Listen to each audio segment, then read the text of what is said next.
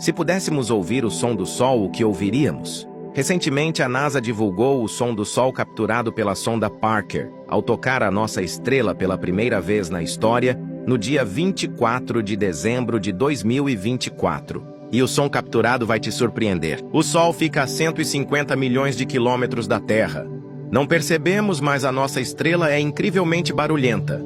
Ao contrário do que você possa imaginar, o Sol não é nada silencioso. Mas por que não ouvimos o barulho do Sol daqui da Terra? O som não se propaga no vácuo do espaço, por isso não conseguimos ouvir daqui da Terra. E se conseguíssemos ouvir, o real som da nossa estrela seria extremamente alto, chegando até 100 decibéis. O Sol é ensurdecedor. Isso porque trata-se de uma imensa fornalha de plasma superaquecida. E de acordo com a sonda Parker, podemos ter a ideia do som emitido pelo Sol. Esse é o som do Sol, capturado pela sonda Parker.